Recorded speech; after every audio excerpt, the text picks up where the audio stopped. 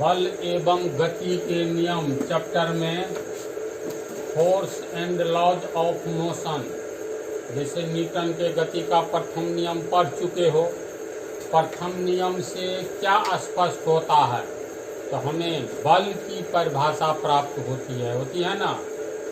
तो न्यूटन के गति के दूसरे नियम को समझने से पहले समझना होगा संवेग किसे कहते हैं, मोमेंटम। और संवेग को समझने से पहले ये दो क्वेश्चन को समझना होगा, ताकि संवेग को समझना, मोमेंटम को समझना आसान हो जाए। तो संवेग किसे कहते हैं, फिलहाल इसको छोड़ो। कॉमन सेंस की बात है, किसी पिंड को चलाने वाला या रोकने वाला बल उस पिंड के द्रव्यमान पर निर्भर करता है। उदाहरण के द्वारा स्पष्ट करें तो प्रैक्टिकल लाइफ में ये देखना, कैरम बोर्ड तो खेलता है, तो कैरम बोर्ड में दो तरह की गोटी होती है, बोलो कौन कौन। एक सामान्य गोटी होती है और एक स्ट्राइकर होता है ना। तो स्ट्राइकर का द्रव्यमान सामान्य गोटी जो होता है उसके द्रव्यमान से ज़्यादा होता है। कहने का अर्थ, सामान्य गोटी मान लो ये है ब्लैक या उजला वाला, तो स्ट्राइकर उससे थोड़ा बड़ा होता है जी कैरम बोर्ड में। तो देखना, अगर ये मान लो 5 ग्राम का है तो स्ट्राइकर उससे कुछ ज़्यादा का ही होता है। मान करके चलो 5 से थोड़ा ऊपर 8 ग्राम का है। अब क्लियर है, गोटी का द्रव्यमान है 5 ग्राम, स्ट्राइकर का कितना है 8 ग्राम, है ना।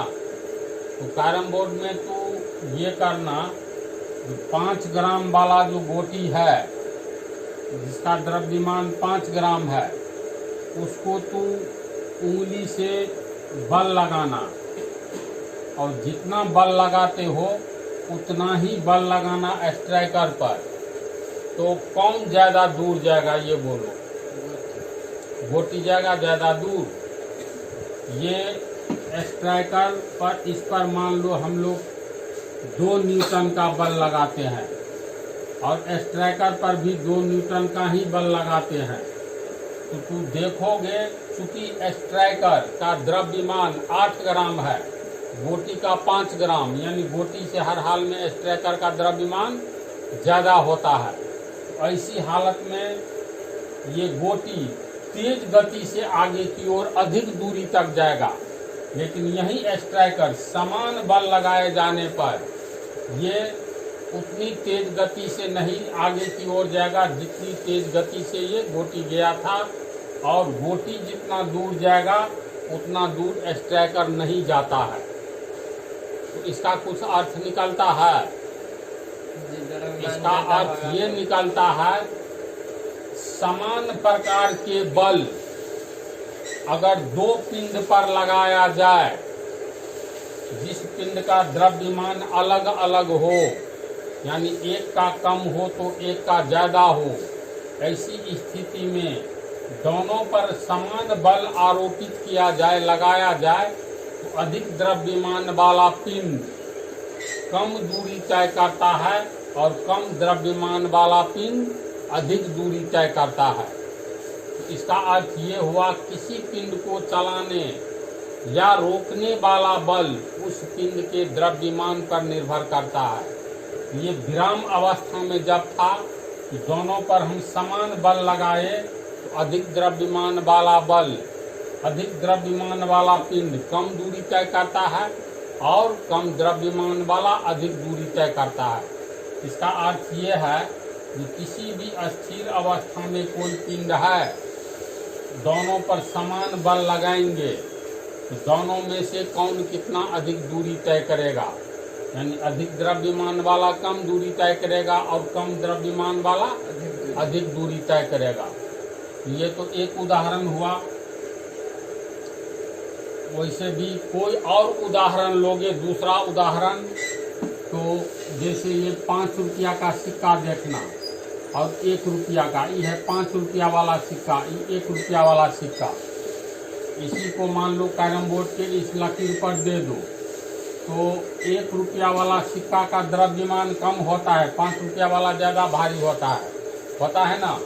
दोनों में समान बल लगा करके देखो, तो चूंकि 5 रुपया वाला सिक्का का द्रव्यमान अधिक है, 1 रुपया वाला सिक्का का कम है, तो समान बल लगाए जाने पर 5 रुपया वाला सिक्का कम दूरी तय करेगा और 1 रुपया वाला सिक्का अधिक दूरी तय करेगा।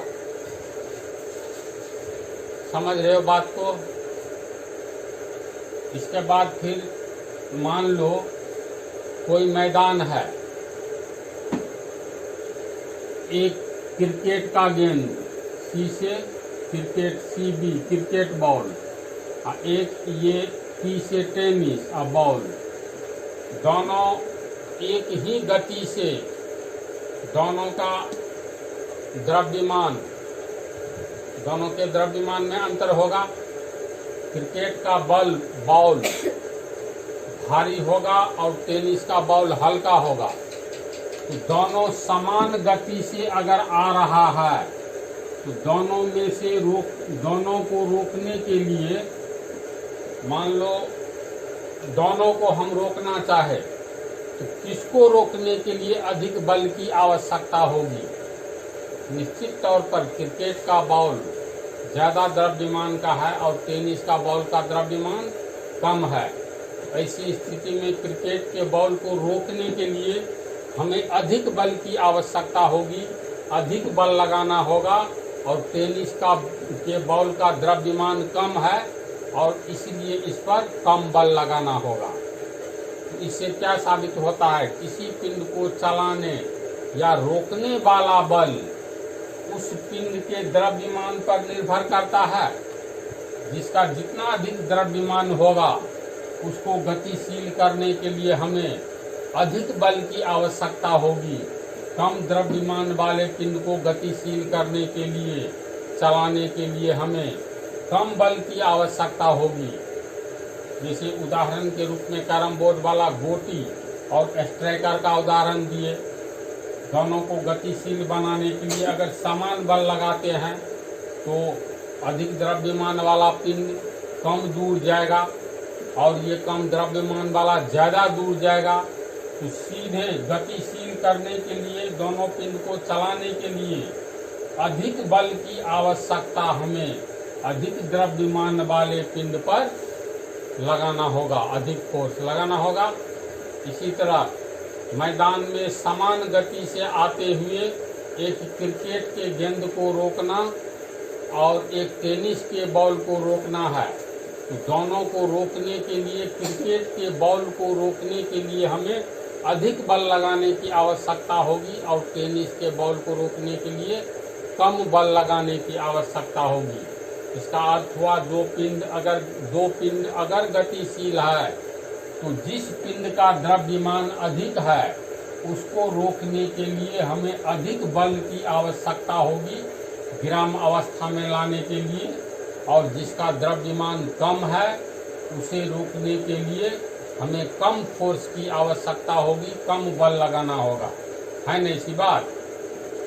तो किसी पिंड को चलाने वाला या रोकने वाला बल उस पिंड के द्रव्यमान पर निर्भर करता है।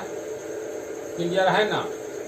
द्रव्यमान बढ़ेगा तो उसे रोकने के लिए अधिक बल लगाना होगा, द्रव्यमान कम होगा तो उसे रोकने के लिए कम बल लगाना होगा। यानी फोर्स का, बल का संबंध सीधे द्रव्यमान से है। मान लो ये भी पत्थर का पिंड है 8 किलोग्राम का, एक गोला है, और कोई दूसरा गोला पत्थर का ही ले लो या किसी धातु का, ये 4 किलोग्राम का है। दोनों समान गति से लुढ़क रहा है आगे की ओर और दोनों को रोकना है। तो इसमें द्रव्यमान जिसका अधिक है उसको रोकने के लिए अधिक बल की, अधिक फोर्स की आवश्यकता होगी। ऐसा प्रैक्टिकल लाइफ में होता है ना। तो किसी पिंड को चलाने वाला या रोकने वाला बल उस पिंड के द्रव्यमान पर निर्भर करता है। उदाहरण द्वारा स्पष्ट करें यही उदाहरण देना है। जिस पिंड का द्रव्यमान जितना ही अधिक होगा, उस पिंड को चलाने के लिए उतने ही अधिक फोर्स की आवश्यकता होगी।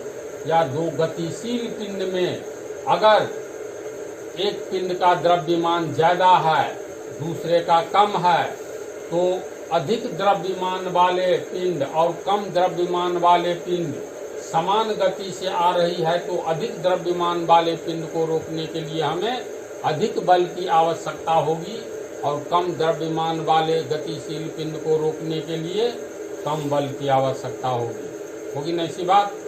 इसी को हम लिखते हैं।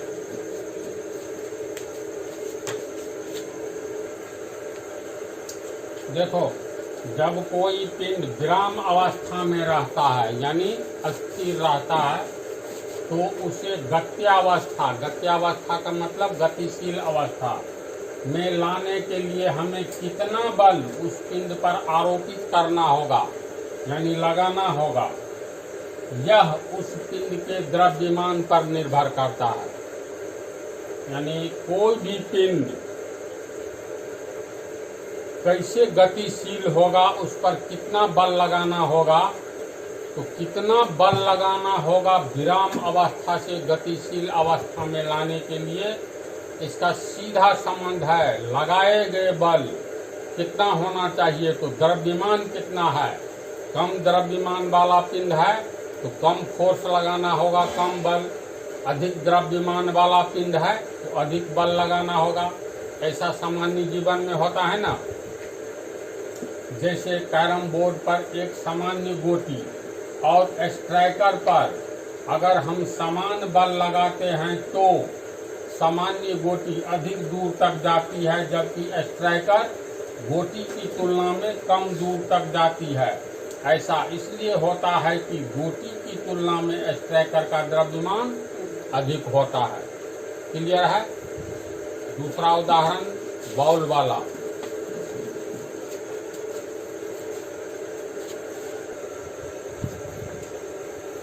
दूसरा उदाहरण लोगे, अलग अलग द्रव्यमान वाले दो पिंड अगर समान गति से आ रहे हैं, यानी द्रव्यमान है अलग अलग लेकिन एक ही समान गति से आ रहा है, तो कम द्रव्यमान वाले पिंड को रोकने के लिए अर्थात विराम अवस्था में लाने के लिए, रोकने का अर्थ हुआ विराम अवस्था में लाने के लिए हमें कम बल लगाना होगा। कम द्रव्यमान वाले पिंड को रोकने के लिए हमें कम बल लगाना होगा, जबकि समान गति से आते हुए अधिक द्रव्यमान वाले पिंड को रोकने के लिए अधिक बल लगाना पड़ेगा। अभी उदाहरण दिए थे ना, क्रिकेट बॉल और टेनिस के बॉल दोनों अगर समान गति से हम लोगों के तरफ आ रहा है, तो चूंकि क्रिकेट के बॉल का द्रव्यमान अधिक है टेनिस के बॉल के तुलना में, इसीलिए अगर द्रव्यमान अधिक होगा तो उसे रोकने के लिए विराम अवस्था में आने के लिए अधिक बल लगाना होगा, और जिसका द्रव्यमान कम रहता है उसको रोकने के लिए कम बल लगाना पड़ता है। ऐसा प्रैक्टिकल लाइफ में होता है ना। अतः हम कह सकते हैं कि किसी पिंड को चलाने वाला या रोकने वाला बल किस पर निर्भर करता है, उस पिंड का द्रव्यमान कितना है उस पर निर्भर करता है। बोलो तो इसका पहला का आंसर समझ गया चित्रा। यानी द्रव्यमान बढ़ेगा तो हमें बल बढ़ाना होगा। क्लियर है। देखो, सेकंड लॉ ऑफ मोशन पढ़ोगे ना, भयंकर संबंध है उदाहरण सबका। किसी भी पिंड का द्रव्यमान बढ़ता जाएगा तो उसे गतिशील करने के लिए हमें फोर्स भी बढ़ाते रहना होगा, और किसी गतिशील पिंड को रोकने के लिए अगर द्रव्यमान बढ़ता जाएगा तो ऐसी स्थिति में उसे रोकने के लिए यानी विराम अवस्था में लाने के लिए बल भी अधिक लगाना होगा। क्लियर है। तो चलो उसको उतार लो, पहले पाठ का हो गया।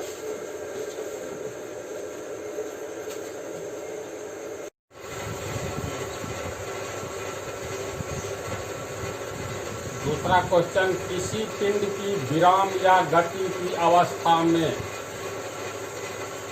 परिवर्तन लाने के लिए आवश्यक बल वस्तु के वेग पर निर्भर करता है। इसका क्या अर्थ हुआ?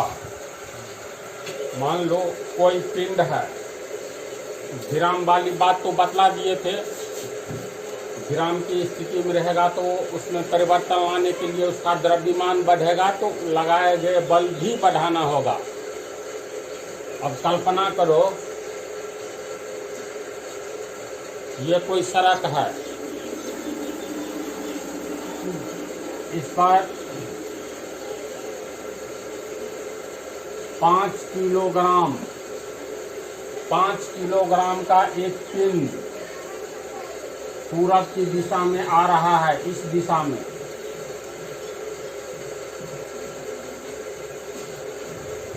और इसके बगल में ये 3 किलोग्राम का पिंड है।